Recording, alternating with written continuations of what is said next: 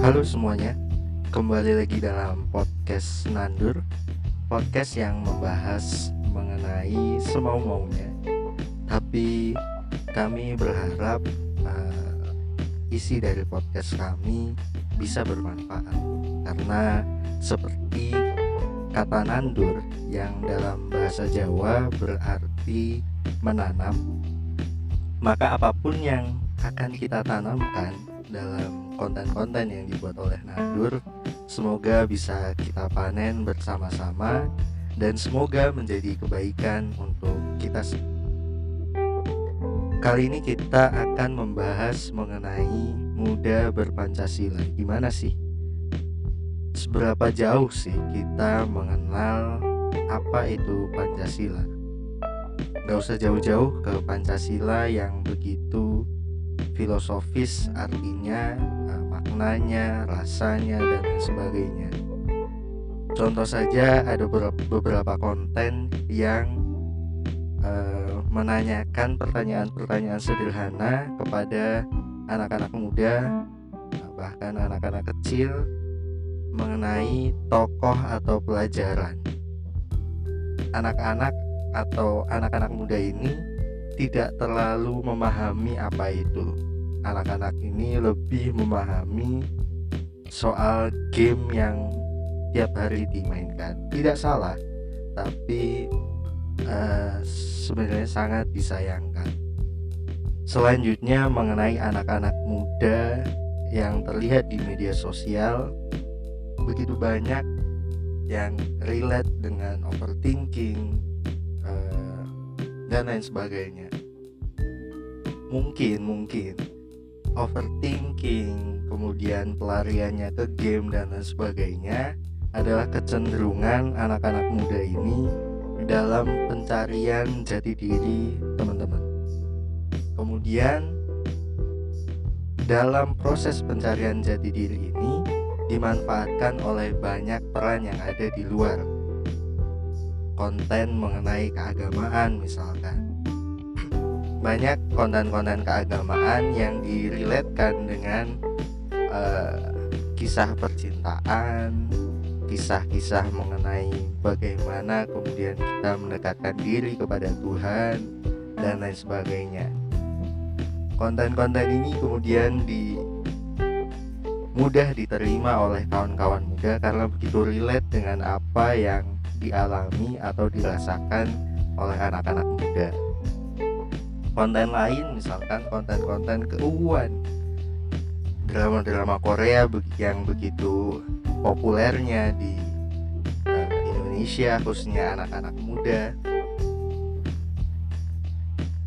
itu karena perasaan pencarian jati diri yang kemudian ditangkap oleh berbagai peran yang ada di luar untuk konten yang relate dengan pasar yang ada di Indonesia, sehingga konten keuangan ini begitu populer di kalangan anak-anak muda. Lalu kemudian ada juga konten-konten yang membahas mengenai cara mengatasi overthinking, yang mungkin malah semakin menguatkan bahwa iya nih, saya merasa overthinking. Dengan penjelasan-penjelasan yang ada itu kemudian menguatkan, semakin meng-approve bahwa iya nih, saya overthinking dan lain sebagainya. Bahkan sampai pada konten-konten terorisme yang itu adalah puncak keekstriman dalam penerimaan atau pasca pencarian jati diri yang dimanfaatkan oleh konten-konten yang kemudian diarahkan menjadi terorisme dan lain sebagainya, yang dimulai dengan konten-konten radikalisme, yang dimulai dengan kebencian terhadap orang lain, kebencian terhadap agama lain dan lain sebagainya. Semua memiliki peran yang kemudian dilemparkan ke pasar, dan pasar itu menerima dengan motivasi dan dan pencarian jati diri itu sendiri yang kemudian oh saya lebih cocoknya atau saya lebih menerima konten-konten yang seperti ini dan lain sebagainya. Tapi paling tidak ada beberapa konten yang kemudian menjadi asupan yang diterima oleh anak-anak muda, baik itu peran yang menurut beberapa orang baik, menurut beberapa orang itu konten yang tidak baik. Ini berbanding terbalik dengan konten-konten yang bercerita mengenai Pancasila atau keragaman, yang menurut saya, menurut teman-teman di Nandur, itu masih didominasi oleh orang tua. Saya Pancasila, saya Indonesia, dan lain sebagainya. Memang ada beberapa anak-anak muda, tapi anak-anak muda ini masih dalam pengawasan orang tua atau tidak berdiri sendiri, sehingga menurut kami banyak juga terpapar informasi yang kemudian tidak bisa diterima oleh kalangan banyak. Oke, kita cukupkan pembahasan mengenai tua dan muda, karena kalau kita bahas tua dan muda ini tidak akan habis. Pasti banyak pro dan kontra bahwa yang muda harusnya menuruti yang tua harusnya ngalah dan lain sebagainya. Oke, kita tarik pembahasan ini soal membumisasi di era media sosial, atau lebih dikenal dengan revolusi industri 4.0. Kita masih gagap membahas soal membumisasi Pancasila dan keragaman di ruang-ruang digital ini. Semua yang saya sebutkan di atas mungkin ada konten-konten lain yang belum saya sebutkan, tapi konten-konten itu adalah wujud dari kebebasan ekspresi di ruang digital yang kita dapatkan. Namun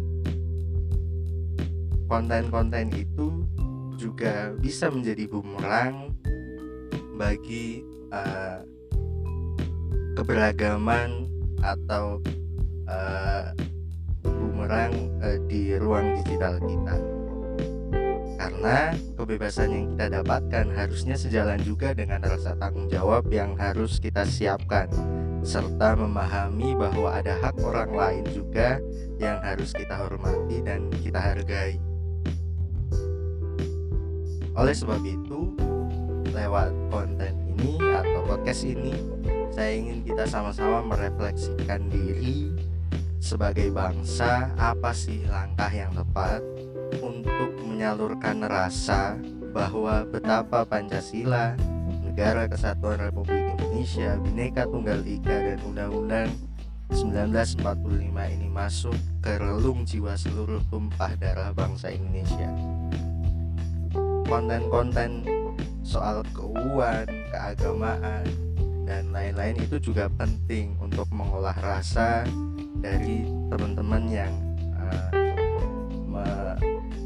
mendapatkan atau menggunakan sosial media. Tapi bagaimana kemudian Pancasila, Negara Kesatuan Republik Indonesia, Bhinneka Tunggal Ika, dan Undang-Undang Dasar 1945 ini juga ikut masuk ke dalam relung jiwa seluruh tumpah darah bangsa Indonesia. Saya kemudian lalu membayangkan bagaimana jika di warung-warung kopi, di sudut tempat tongkrongan, atau dalam setiap postingan media sosial hingga ke tempat perkumpulan pemuda yang lain, kita kemudian sama-sama membahas mengenai bagaimana cara kita sama-sama bergotong royong dengan rasa kecintaan kita terhadap tanah air.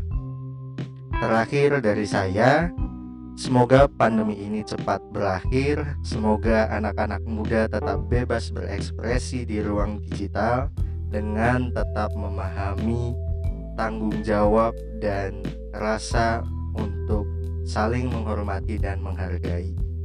Dan juga saya harapkan kepada para sesepuh-sesepuh bangsa untuk tidak bosan-bosan selalu mengingatkan kepada teman-teman muda ini agar tidak kebablasan dalam membahas soal keuangan, overthinking dan lain sebagainya, sehingga kita sama-sama bisa memiliki rasa mencintai tanah air dan bangsa kita Indonesia ini. Selamat Hari Pancasila tanggal 1 Juni 2021. Semoga bermanfaat dan salam Nandur.